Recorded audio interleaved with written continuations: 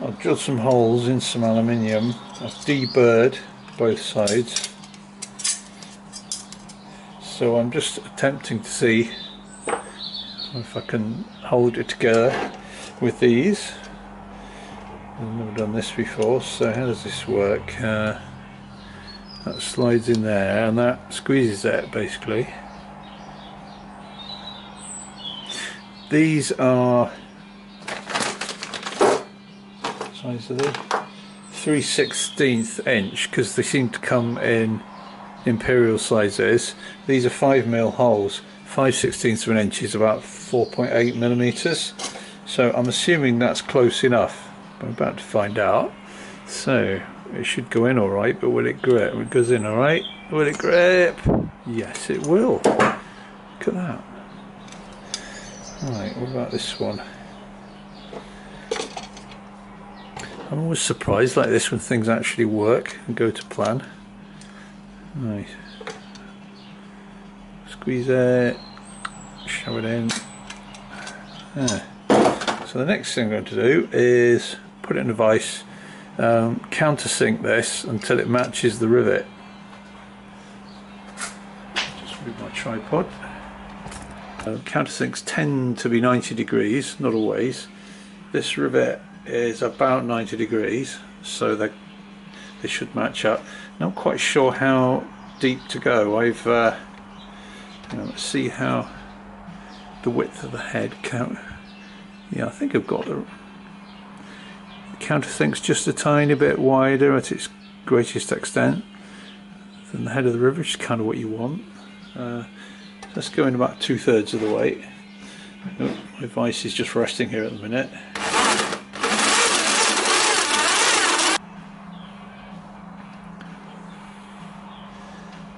Of course, I burred up the hole now, haven't I? Hang on, let's just re-drill. Keep bashing the camera. So, more countersinking.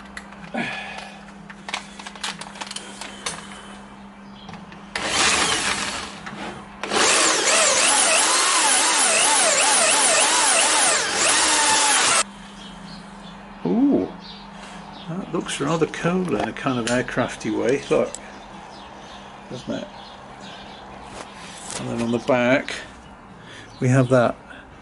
Now I saw this on another car building channel. A guy was building a replica 30 sports car. I'll try and find the link. He came up with a solution to finishing off this rivet. Your options are you put hold a block of metal onto the back, and then you put a pneumatic hammer, air powered here, which is used for aircraft, and it basically puts in vibrations and it hammers the back end over. Those hammers, you can't hire them from normal tool hire shops anyway, and they're quite expensive. You can get cheap ones from China for about £100, but they take up to 2 months to arrive. I'm not going to wait 2 months. So what you can do, and this guy was doing it with steel flush rivets, aircraft rivets, was just put a spot weld on the back, basically weld the rivet in. Now I know you'll probably be horrified to hear me talk about that, say that, but I can weld aluminium, so I'm only doing this because it gives a nice cosmetic effect. So I think I'm going to try doing that now. So see if that gets how we go. So I'm on AC mode, and I've got what's this, 1.5 second pre-burst of gas. I can't think that's the ramp time. I can't remember what that is, to be honest. Amps. 140 amps max, but I'm controlling it with the pedal. I don't know what that is. Oh, and a 5 second purge at the end as it cools down. Sorry, 30% cleaning. So 70% of the time the arc is attacking the metal, 30% of the time the arc is going back towards the tungsten, which blasts off the corrosion. That's the idea. And it got a frequency, hang on, where are we?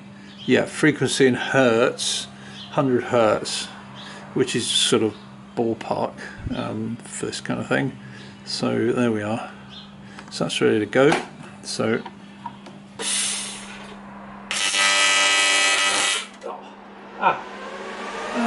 idiot.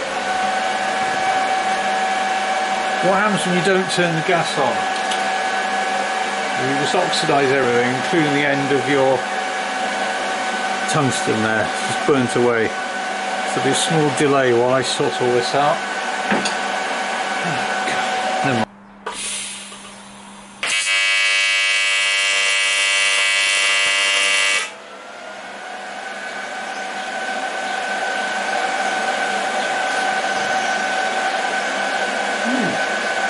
Actually, it just kind of melts.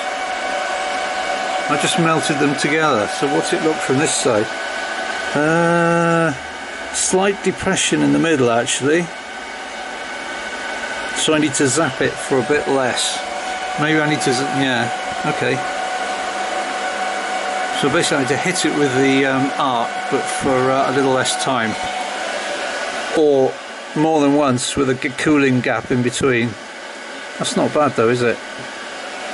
I'm going to try one more, see if I can do it without the dimple in the end of the rivet.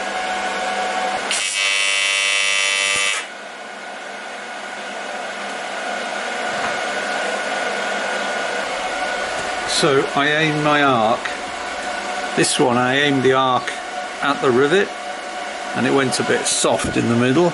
This one I aimed the arc at the panel here and then just let it run into the rivet and then stopped. And you can see that one looks fine.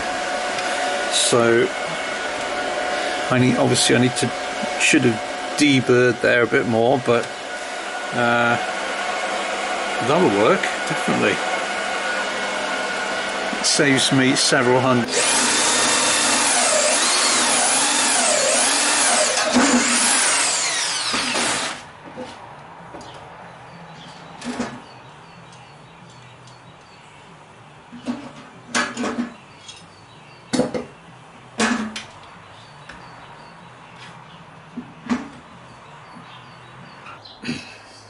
I've tried using the countersink, but actually what I found works better, straightforward drill bit.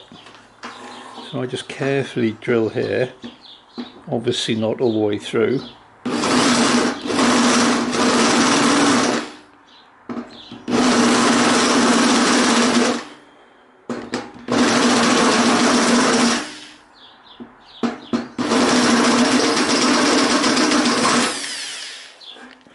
Right, then test fit a rivet.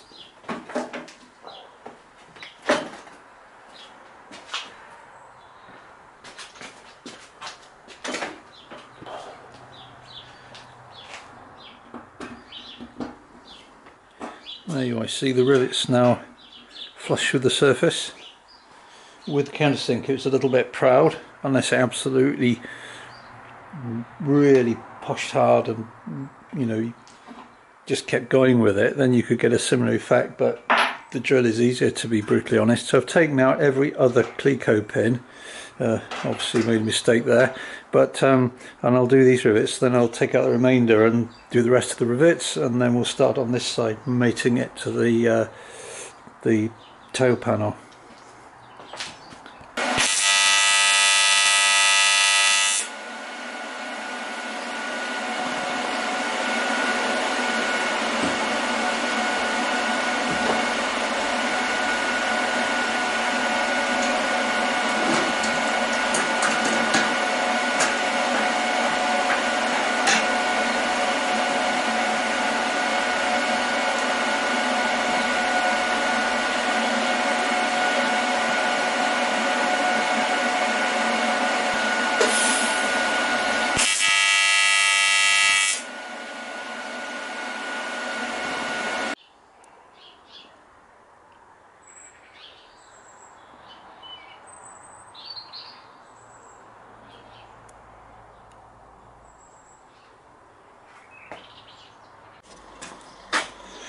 Okay, so all the way around.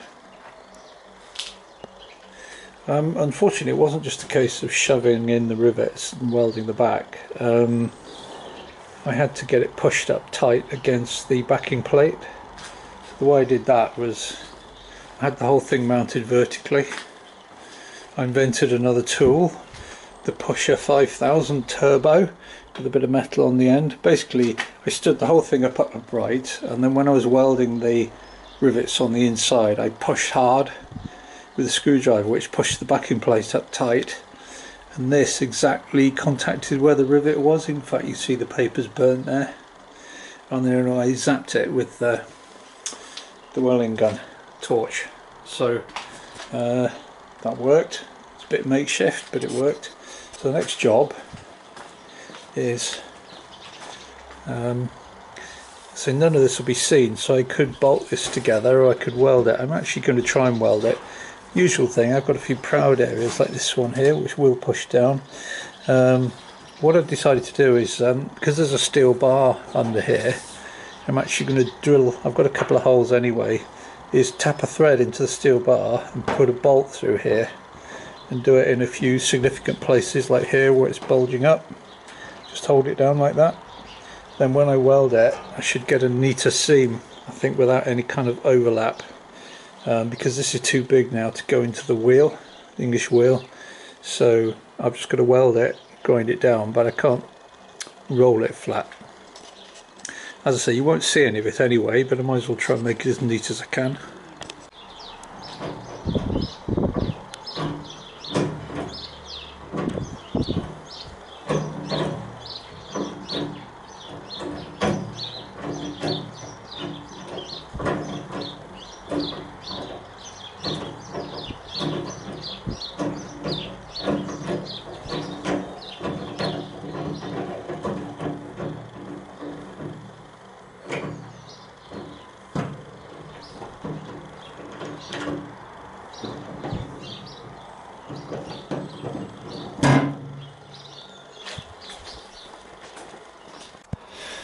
So clamp, bolt, bolt, bolt, edges pretty close to each other. Clean them with a stainless steel wire brush, clean it with acetone. So now I'm going to attempt to weld it. So put a little run here, here, and then start joining them up. Right, well that's not perfect, but it's a lot better than before. You see the edges are not staggered, so this is where the clamps were bolted through, so I just need to weld that, tidy up that. So I need to clean these areas first. Welding's done. You can fill the holes in with weld, but it's a bit trickier than doing it with a MIG welder. What I find is if you start really hot, you get a good puddle, and then you move it along and it melts the rod.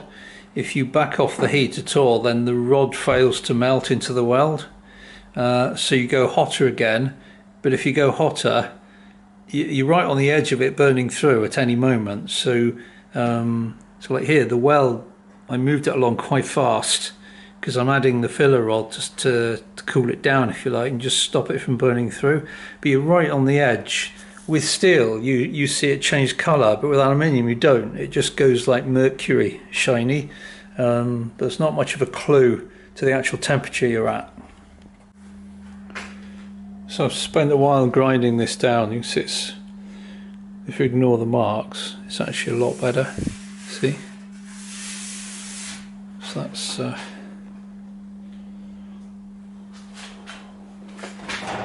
it's good enough for what I need.